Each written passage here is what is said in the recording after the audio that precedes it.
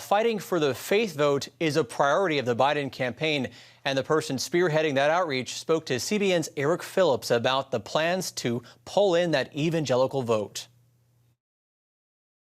Josh Dixon is the National Faith Engagement Director for the Biden campaign. He believes Democrats have a story to tell between now and Election Day, one that he insists believers will buy. You see, they hired an evangelical to lead their faith outreach. And I think that speaks a lot. Josh Dixon grew up a believer in a conservative Republican household. Then came a major change when he switched political parties in his 20s.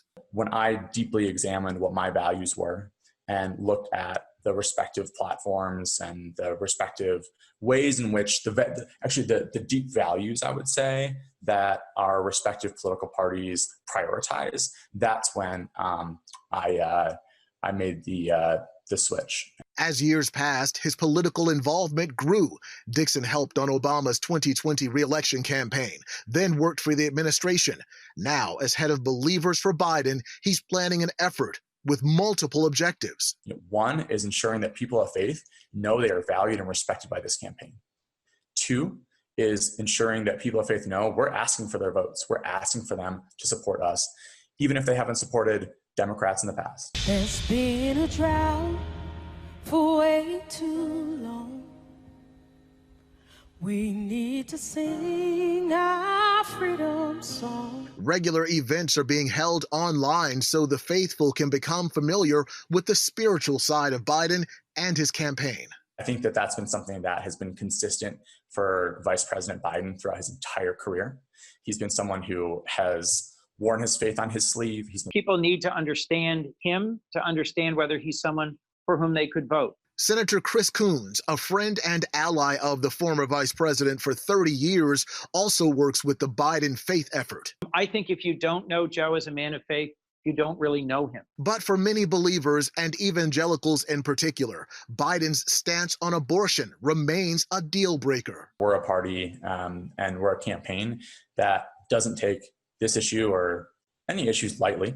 I think it's clear that Vice President Biden is pro-choice. I think it's also clear that he's someone who really has a holistic view on his approach to maternal health and to women's health. It's not that they have such a fundamental disagreement with Joe on the gospel value. They may have a real disagreement over what are the actions government should be taking.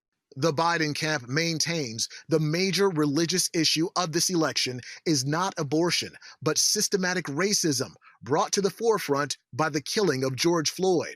It's been a resounding theme from diverse people across many faith backgrounds. Many major evangelical leaders have communicated that.